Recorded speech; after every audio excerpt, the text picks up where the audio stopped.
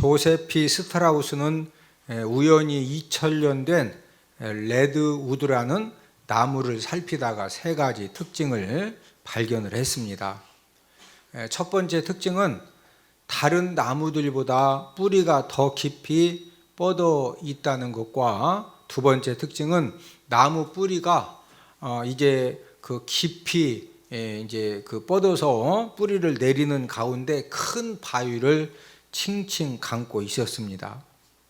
세 번째 특징은 다른 나무들보다 잔뿌리가 많은데 이 잔뿌리들이 습기 있는 곳으로 찾아 들어가서 수분을 나무로 공급을 하고 있었습니다. 이런 세 가지 특징 때문에 2000년 동안 갖가지 폭풍을 만나고 가뭄을 만나고 지진을 만나도 쓰러지지 않고 이 나무들이 살아 남을 수가 있었던 것입니다.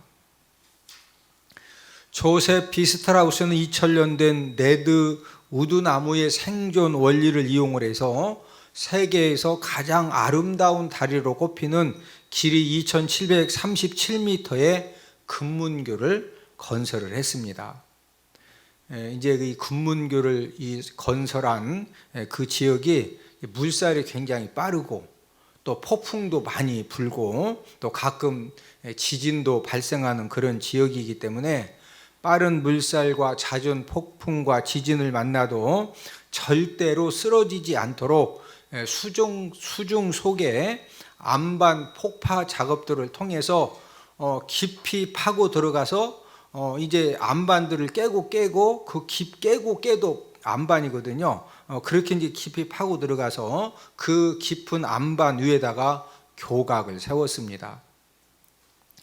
1937년 공사를 시작을 해서 4년 만에 준공이 되었는데 지금도 미국 토목학회에서 7대 불가사의의 하나로 꼽히고 있습니다. 금문교 아래로 큰 대형 선박이 지나가고 있고 시속 160km 풍속에도 견딜 수 있는 이 금문교의 비밀은 바로 깊고 큰 이 반석이 다리를 받치고 있다는 것입니다. 이렇게 튼튼하고 견고한 금문교와 2000년 된 레드우드 나무의 생존 비결은 저와 여러분들에게 귀한 교훈을 가르쳐 주고 있습니다. 2000년 동안 살아남은 이 나무들이 그냥 우연히 2000년 동안 살아남은 것이 아니라 사람들 눈에 보이지 않지만은 뿌리가 깊이 내려졌고 깊이 내려진 뿌리가 큰 바위를 감고 있고 잔뿌리들이 많은데 잔뿌리들이 알아서 땅속에서 수분을 찾아가서 계속 수분을 공급해 주니까 2000년 동안 이 나무들이 살아남은 것입니다. 이처럼 저와 여러분들도 보이지 않는 신앙의 기초가 튼튼하면은 어떤 고난 폭풍을 만나고 문제의 지진을 만나도 저와 여러분들이 당장은 힘들고 어려움이 있을지 몰라도 절대로 쓰러지지 않고 승리할 수 있다는 사실입니다. 그러나 저와 여러분들의 보이지 않는 신앙의 기초가 튼튼하지보다는 모든 사람들이 볼 때 굉장히 잘 되는 것 같고 번성하는 것 같고 무엇이 더해지는 것 같아도 본인도 모르게 먹고 살만해진 것 때문에 또 뭔가 좀 잘 되는 것 때문에 교만해져서 나태함과 타락함에 빠져서 멸망 인생이 되어진 사람들이 얼마나 많은지 모릅니다. 신앙의 기초가 튼튼하지보다는 작은 고난을 만나도 그 작은 고난 때문에 지금 받은 복이 이제 990가지고 그 힘든 일이 2가지인데도 받은 복 990가지는 다 잃어버리고 지금 그 힘들고 속상한 그 2가지 때문에 원망하고 불평하다가 힘없이 무너지고 쓰러지는 그런 일들이 왜 생깁니까? 신앙의 기초가 튼튼하지 못할 때 그런 문제가 생겨지는 것입니다. 오늘 본문의 말씀도 바로 이런 원리와 깊은 연관을 가지고 있는 말씀인데 의인의 길과 악인의 길, 또 번영하는 자와 쇠하는 자가 어떻게 결정이 되어집니까? 그것은 바로 어디에 기초한 그런 삶을 살아가고 있느냐, 보이지 않는 신앙의 뿌리가 어떤 지금 상태로 자라나고 있느냐와 깊은 연관이 있습니다. 의인의 길은 어떤 특징을 가지고 있느냐? 돋는 돋아 나는 햇살처럼 시작은 미약하지만은 점점 크게 빛나서 한낮에 광명에 이르게 된다는 거죠. 오늘 본문 잠언 4장 18절을 함께 읽습니다. 의인의 길은 돋는 햇살 같아서 크게 빛나 한낮에 광명에 이르거니와. 자, 크게 빛나 한낮에 광명에 이른다는 이 말씀이 무슨 말씀이냐면은, 시작은 미약했지만은 점점 한낮에 그 태양처럼 온 세상에 이 비춰지는데, 세상을 복되게 하고 세상을 살리고 세상을 신바람나게 하는 그런 생명의 빛을 모든 사람들에게 비춰주는 그런 이제 이 축복의 근원이 된다는 말씀입니다. 그러나 악인의 길은 어떤 특징을 가지고 있습니까? 잘 되는 것 같아도, 뭐가 이렇게 더해지는 것 같고 엄청난 것 같아도 지금 이 악인의 길은 어둠의 길을 걸어가고 있기 때문에 결국에는 그 어둠의 길에서 걸려서 넘어진다는 거죠. 문제는 걸려서 자기 인생을 멸망의 구렁텅이로 떨어지게 만든 그 걸려서 넘어지게 한 것이 무엇인지도 깨닫지 못하는 특징을 가지고 있다라고 오늘 본문 19절에서 말씀을 하고 있습니다. 자, 본문 19절을 함께 읽습니다. 악인의 길은 어둠 같아서 그가 걸려 넘어져도 그것이 무엇인지 깨닫지 못하느니라. 성경 인물 중에 돋는 햇살같이 갈수록 크게 빛나서 한낮에 광명이 되어져서 수많은 사람들을 살리고 복되게 하고 풀어주고 열어주게 한 그런 사람도 있고, 반대로 어떻게 자기 인생이 멸망에 걸려서 넘어졌는지도 모르고 비참한 인생의 종말을 맞이한 사람들도 있습니다. 대표적인 성경의 인물은 다윗과 사울 왕이죠. 다윗은 돋는 햇살같이 목동으로부터 그의 인생이 시작이 되었지만 갈수록 번성하고 형통을 경험한 그런 사람이었고, 사울 왕은 반대의 삶을 살았던 사람입니다.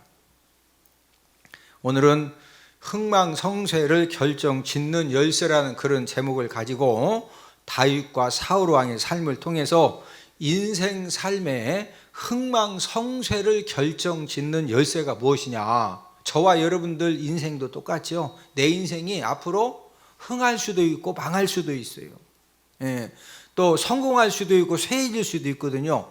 내 인생에 무엇이 내 인생을 흥하게 하고 망하게 하고 성공하게 하고 쇠하게 만드느냐, 이것을 알아보면서 우리가 함께 은혜를 나누기 원합니다. 이 첫 번째는 믿음이 흥망성쇠를 결정짓는 열쇠입니다. 다윗이 갈수록 돋는 햇살같이 번성하고 형통한 인생이 된 것은 전능하신 하나님에 대한 믿음 때문이었습니다. 골리앗이 쳐들어왔을 때 이스라엘의 모든 사람들은 어떤 이제 상태가 되었느냐면요, 전부 다 두려워했습니다. 우리 사무엘상 17장 9절 11절을 함께 읽습니다. 그가 나와 싸워서 나를 죽이면 우리가 너희의 종이 되겠고, 만일 내가 이겨 그를 죽이면 너희가 우리의 종이 되어 우리를 섬길 것이니라. 사울과 온 이스라엘이 블레셋 사람의 이 말을 듣고 놀라 크게 두려워하니라. 지금 사울 왕과 온 이스라엘이 이 골리앗의 이 말을 듣고서 어떻게 했다? 놀라 크게 뭐 했다? 두려워했다는 거죠. 여러분, 왕이 놀라서 크게 두려워하니까 그 왕을 믿고 따르는 백성들은 어떻게 되겠어요? 전쟁에 이제 싸우러 왔던 이스라엘 백성들이 너무 두려우니까 전부 다 이제 도망을 가게 되는데, 사무엘상 17장 24절을 함께 읽습니다. 이스라엘 모든 사람이 그 사람을 보고 심히 두려워하여 그 앞에서 도망하며. 이런 국가적 위기 상황에서 다윗은 어떻게 했습니까? 우리 사무엘상 17장 26절을 함께 읽습니다. 다윗이 할례받지 않은 블레 사람이 누구이기에 살아계시는 하나님의 군대를 모욕하겠느냐. 모든 백성들이 골리앗을 심히 두려워해서 도망을 칠 때 다윗 한 사람만 이 골리앗의 이 모욕하는 말에 대해서 분노심을 가진 겁니다. 그래서 사람들에게 아니 저 이 골리앗 막 개 소를 찾아가면서 아니 저게 좀 키 좀 크고 기운 좀 세다고 살아계시는 하나님의 군대를 모욕해? 저런 장군은 그냥 풍뎅이 모가지를 비틀시냐 확 비틀어 가지고 그냥 두면 안 된다고 막 다윗이 막 얘기를 하는 거요. 다른 사람들은 전부 다 지금 두려워 가지고 도망치고 숨고 지금 그런 상황인데, 그러니까 이제 이 군인들이 사울 왕한테 왕이시오, 우리는 다 무서워 가지고 후달달 하는데 누가 와 가지고요 저 키만 크면 다냐고 막 개 소를 찾아가면서 그냥 풍뎅이 모가지 비틀듯이 그냥 확 그냥 서면 안 된다고 막 하는 사람이 있다고. 그러니까 사울왕도 지금 무서운데 다 무서워서 벌벌 떠는데 저걸 그냥 놔두냐고 막 하니까 한번 데려와 보라고. 그런데 다윗이 사울 왕에게 불려갔어요. 딱 가서 봤더니 이 사울 왕도 너무 두려워가지고 온몸을 떨고 식은땀을 흘리고 있는 겁니다. 다윗은 두려움에 붙들린 이 사울 왕을 위로를 해주는데 우리 사무엘상 17장 32절을 함께 읽습니다. 다윗이 사울에게 말하되 그로 말미암아 사람이 낙담하지 말 것이라 주의 종이 가서 저 블레 사람과 싸우리이다 하니. 원래는 다윗이 이렇게 말해야 되죠. 왕이시여, 왕이 낙담하면 되겠습니까? 낙담하시면 안 되지요. 내가 가서 그냥 저 골리앗 그냥 아주 풍뎅이 모가지 비틀듯이 내가 그냥 확 모가지 잘라오겠다고. 원래 이제 이렇게 해야 되는데 듣는 왕 기분 나쁘잖아요. 그러니까 사람이 원래는 왕이 그렇게 낙담하시면 안 되잖아요. 이렇게 해야 되는데 사람이 낙담하지 말 것이라. 주의 종이 가서 저 블레셋 사람과 싸워가지고 나 모가지 가지고 온다 이거요. 사울 왕이 다윗 얘기를 들어보니까 뭐 키도 게임도 안 되고, 다윗은 소년이고 골리앗은 어렸을 때부터 싸움 대회에서 매일 1등하는 세계적인 싸움꾼입니다. 칼을 막 휘휘둘리면 모가지가 3개씩 그냥 5개씩 날라가요. 그러니까 이 사울 왕도 인간적으로 이 다윗이 너무 좀 이렇게 안쓰러워.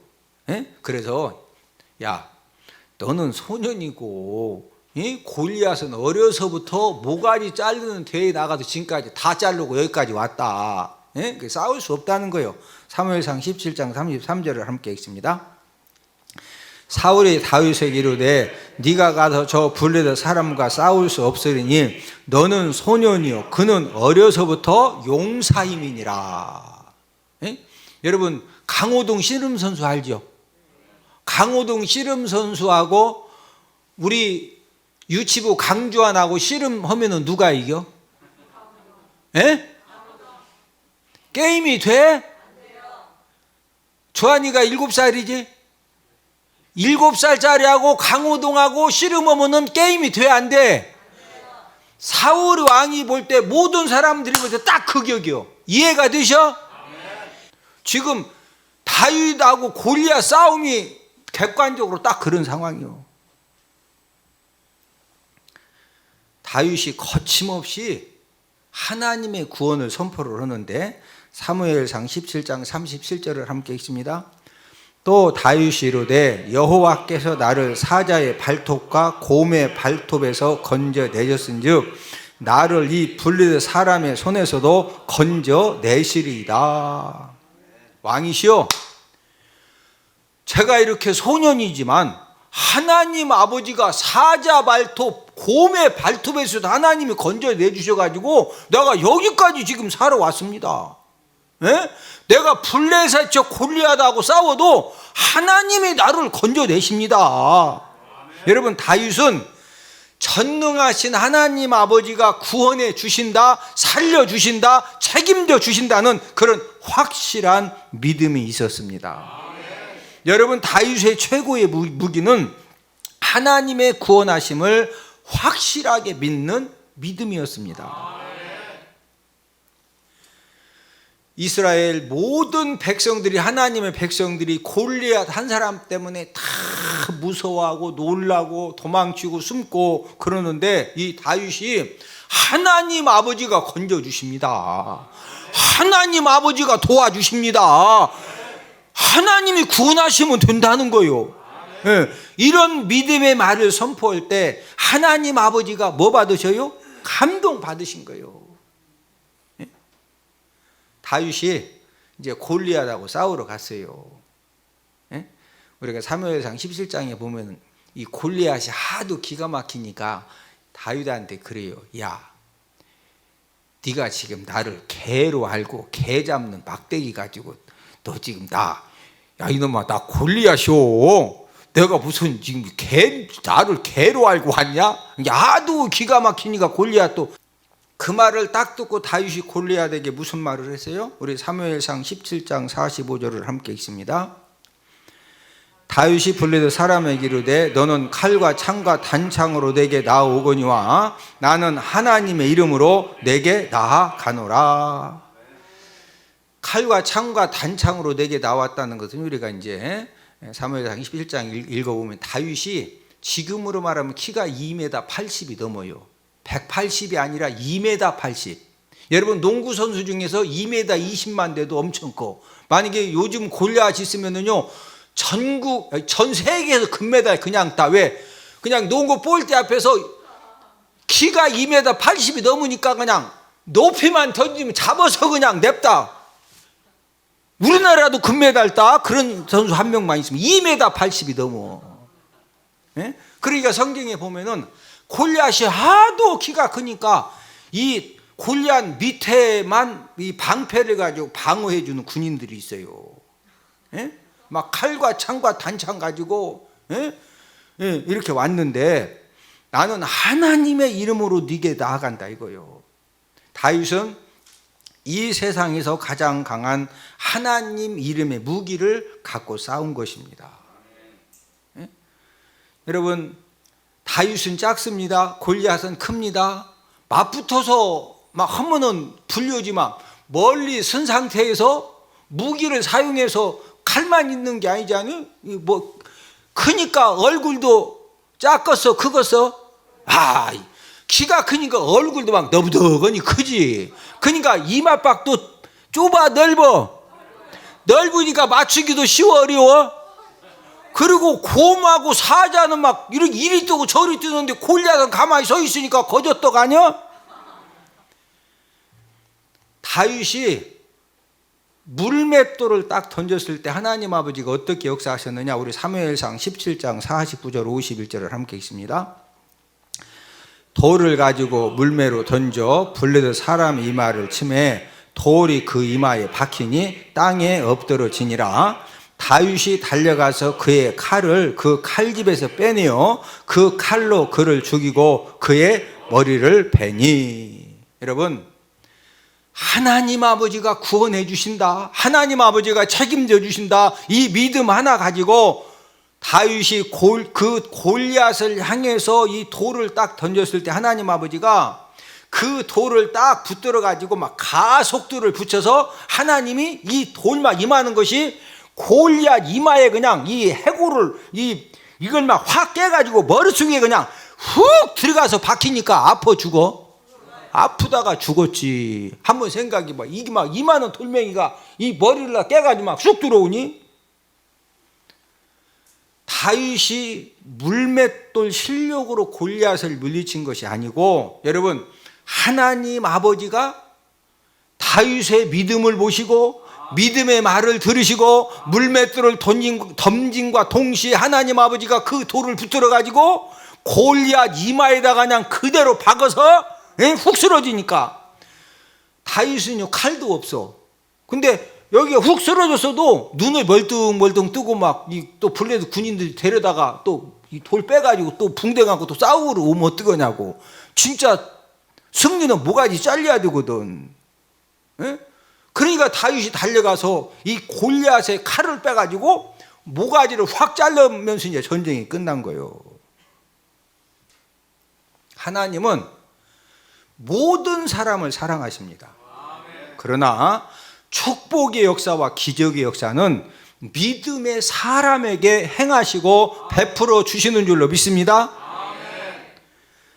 다윗과 사울 왕의 차이점이 무엇입니까?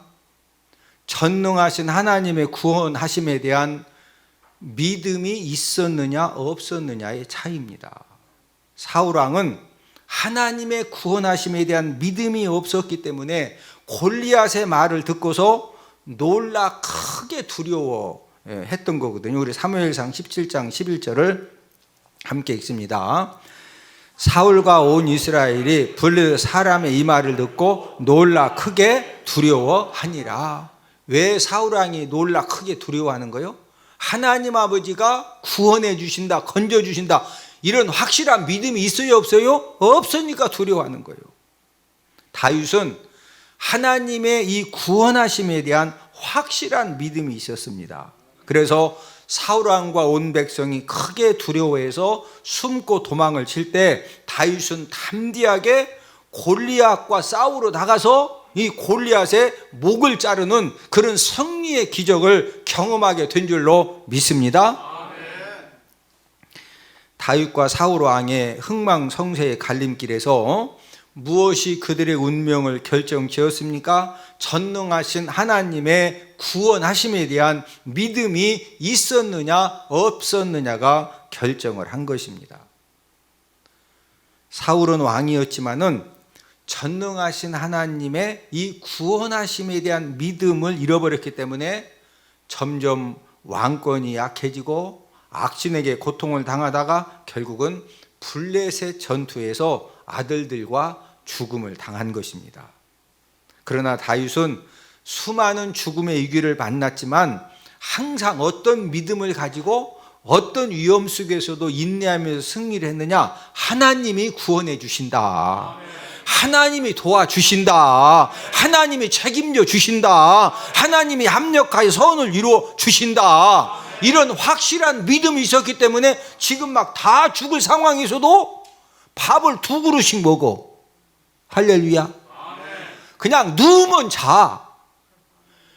여러분, 밥을 2그릇씩 먹고 누우면 자고 뭐 그냥 다 죽을 일이 생겼어도 막 이 마음에 하나님이 책임져 주신다. 합력하여 선을 이루어 주신다. 코로나가 문제냐? 그냥 하나님이 더 복되게 하신다. 이런 믿음이 있으면은요, 밥도 몇 그릇씩 먹어? 2그릇씩 먹고 그냥 하니까 결국에 승리하는 거예요. 그래서 다윗 왕이, 여러분, 사울 왕 때문에 얼마나 많은 죽음의 위기를 만나요? 그래도 결국에는 이스라엘의 2대 왕이 되었습니다.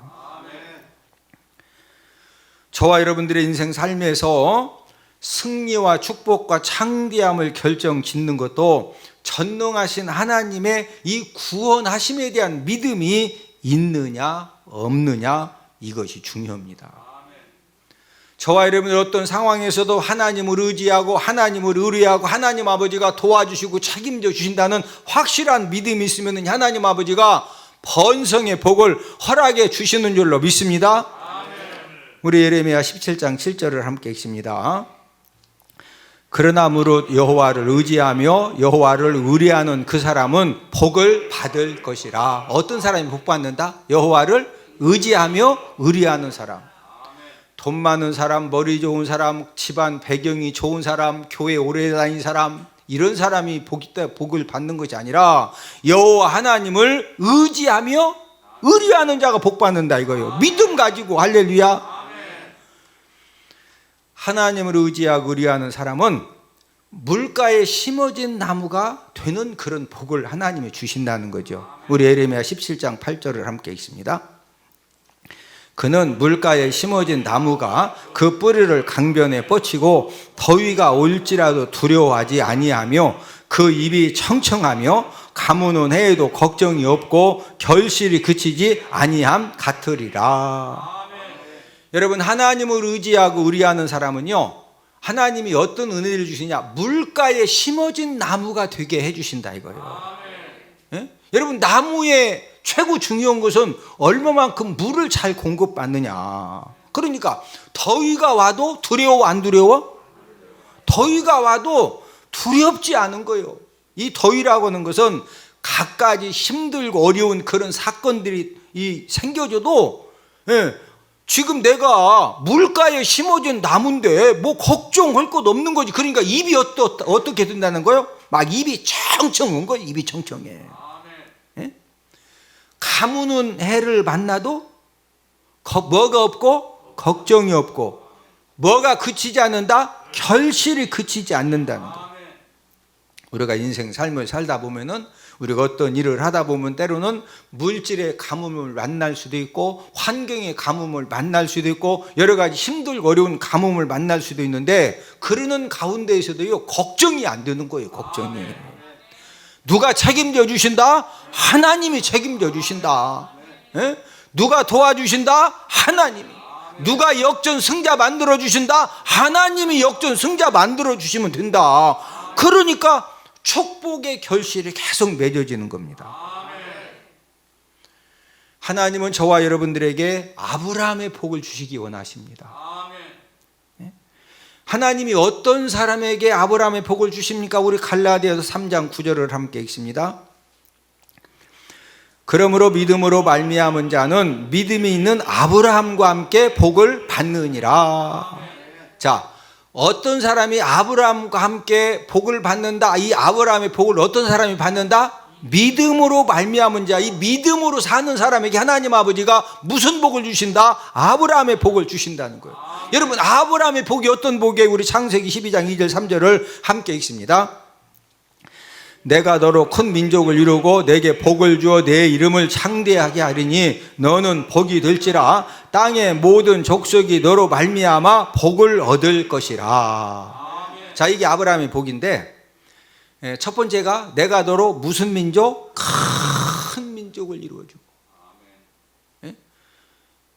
원래 갈대아 우르에서 나올 때는 이제 사라하고 조카 롯만 데리고 나왔지만은 아브라함을 통해서 얼마나 하나님이 큰 민족을 이루어 주셨어요. 그 다음에 내 이름을 창대하게 한다. 전 세계 사람들이, 여러분, 아브라함을 모르는 사람이 없어요. 모든 종교에 속한 사람들이 아브라함을 다 알아요.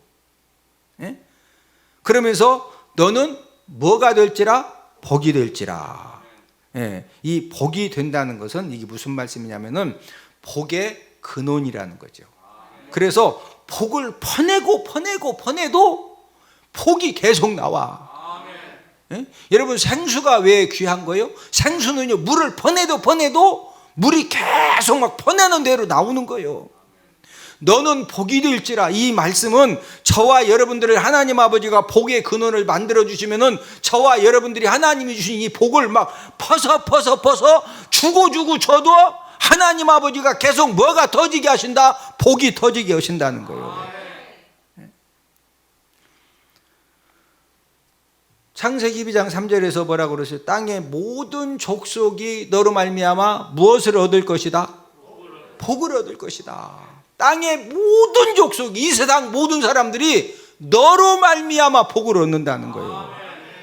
이 말씀은 축복의 통로로 사용하셔서 만나는 사람마다, 아내를 만나고 남편을 만나고 자식을 만나고 직장에 가서 어떤 사람을 만나기만 하면요, 하나님 아버지가 축복의 통로로 사용해 주시면은 저와 여러분들을 만나는 사람마다 저와 여러분들 때문에 복 받는 그런 놀라운 역사가 일어나는 줄로 믿습니다.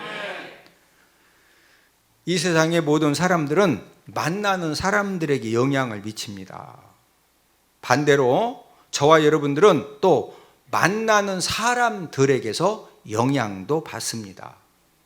우리 주변에 어떤 사람은 만나는 사람들마다 힘들게 하고 망하게 하고 넘어지게 하고, 그 막 말도 안 되는 그 일들 가운데 빠뜨리기도 하고, 반대로 어떤 사람은요, 만나는 사람들마다 잘 되게 하고 복되게 하고 살게 하고 행복하게 하고 신바람 나게 만들고 풀어주고 열어주고 그런 사람이 있어요. 저와 여러분들이 믿음으로 살면, 어떻게 살면? 믿음으로 살면 하나님 아버지가 아브라함의 복을 주셔서 만나는 사람마다 복되게 잘되게 살리는 그런 축복의 능력을 지금도 우리에게 허락해 주시는 줄로 믿습니다. 뭐로 살 때? 믿음으로 살 때 하나님이 뭐 해주신다? 도와주신다, 책임져 주신다, 건져 주신다, 해결해 주신다. 여러분, 세상 사방이 다 막혔어도 하나님 아버지가 요한계시록 2장 4장 말씀처럼 하늘 문을 열으시면은요, 저와 여러분들에게 이 역전의 이 축복의 역사는 언제든지 일어나는 줄로 믿습니다. 두 번째로 행한 믿음이 흥망성쇠를 결정짓는 열쇠입니다. 사울은 하나님에 대한 행한 믿음이 갈수록 변질되어졌죠. 우리 사무엘상 28장 7절을 함께 읽습니다. 사울이 신접한 여인을 찾으라, 내가 그리로 가서 그에게 물으리라 하니. 여러분, 사람은 위급한 상황을 만나면은 행한 믿음이 있느냐 없느냐가 이렇게 딱 드러나게 되어 있습니다. 블레셋 군대가 지금 쳐들어왔는데 이 사울 왕이 감당이 안 되는 겁니다. 그러니까 이 문제를 해결하려고 신접한 여인을 찾아간 것입니다. 지금 자기 능력으로 안 되면 누구를 찾아야 돼요? 하나님을 찾아야 되죠. 그런데 이 하나님에 대한 행한 믿음이 없기 때문에 하나님의 백성이라고 하면서 결정적일 때 신접한 여인을 찾아간 거예요. 결국에는 이 일로 하나님께 버림을 받고 아들들과 함께 이제 죽게 되는데, 역대상 10장 13절을 함께 읽습니다. 사울이 죽은 것은 여호와께 범죄하였기 때문이라 신접한 자에게 가르치기를 청하고. 사울이 죽은 것은 누구에게 가르치기를 청했다? 신접한 자. 그래서 결정적으로 하나님께 버림받고 죽음을 당합니다. 반대로 다윗은 하나님 사랑에 대한 행한 믿음이 확실했습니다. 다윗이 이 행한 믿음이 확실하게 있었다는 것을 어떻게 알 수 있을까요? 우리가 이제 무엇을 보면 알 수 있느냐면은 물질을 어떻게 사용했느냐, 물질을 어떻게 사용하고 있느냐 보면은요, 그 물질 가지고 있는 사람이 지금 현재 누구를 사랑했는지, 누구를 사랑하고 있는지를 바로 알 수가 있어요. 자, 우리 누가복음 12장 34절을 함께 읽습니다. 너희 보물이 있는 곳에는 너희 마음도 있으리라. 여러분, 보물이 있고 물질이 있는 곳에 마음도 있고 사랑도 있는 것입니다. 자, 돈이 많은 사람이 유산을 이제 물려줄 때가 되면은요, 이제 하여튼 죽기 전에 유산을 물려줘야 되잖아요. 그러면은 유산도 누구에게 많이 이렇게 물려줄 것 같아요?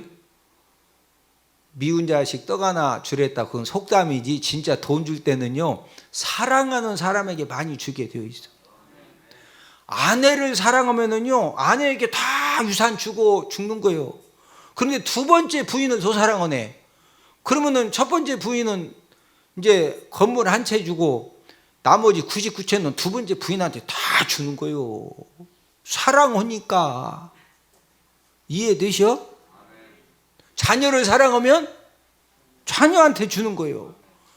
자녀보다도 애완견을 더 사랑하면 애완견한테 막 몇백억, 몇천억씩 유산 물려주는 사람들 있죠? 왜 애완견한테 몇백억, 몇천억을 물려주는 거예요? 뭐 하기 때문에? 사랑하기 때문에 물려주는 거예요. 다윗은 하나님의 구원하심만 믿고 구원의 복만 받아 누린 것이 아닙니다. 이 다윗은요 정말로 하나님을 사랑했는데 그 하나님을 사랑했기 때문에 하나님 성전 건축을 위해서 힘을 다해서 준비를 하는데 역대상 29장 2절을 함께 읽습니다. 내가 이미 내 하나님의 성전을 위하여 힘을 다하여 준비하였나니. 힘을 다해서 하나님을 위해서 하나님의 성전을 준비했는데, 건축을 준비했는데 성전 건축 준비만 한 것이 아니라 이 다윗이 모든 재물을 하나님께 이 성전 건축으로 드리는데 역대상 29장 3절을 함께 읽습니다. 성전을 위하여 내가 사유한 금은으로 내 하나님의 성전을 위하여 드렸노니. 다윗은요 이 하나님 아버지를 사랑했던 이 사랑하는 이 행한 믿음이 확실했다 없었다? 확실했어요. 하나님도 이런 다윗 왕을 보시고서 감동이 되시 안 되시죠? 되시죠. 그래서 하나님 어떤 은혜를 주시냐면은 이제 우리 역대상 29장 28절을 함께 읽습니다. 그가 나이 많도록 부하고 존귀를 누리다가 죽음에. 여러분 다윗은요 나이가 많아서 늙어서 죽을 때까지 어떻게 다 죽었다? 부하고 무엇을 누리다가? 존귀를 누리다가 하나님이 죽게 하신 거예요.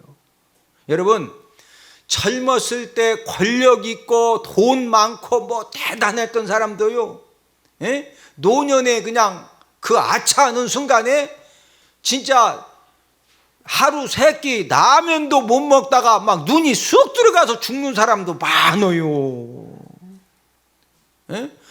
어떤 사람은 돈도 많어.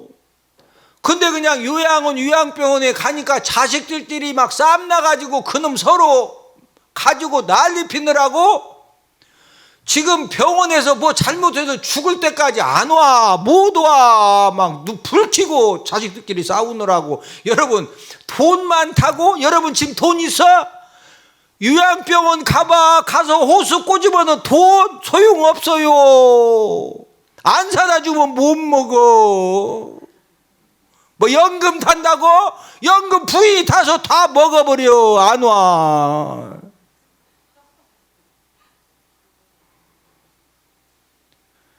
하나님 아버지가 늙어서 죽을 때까지 막 존귀를 누리는 은혜 안 주시면은요 여러분 저는 목사니까 얼마나 내가 요양병원 요양원 죽을 때 내가 얼마나 가보냐고. 그래서 제가 하나 깨달은 것은 늙어서 잘 죽는 비결이 있는데 그건 다음에 가르쳐 드릴게요. 저는 지금부터 열심히 심고 있어요.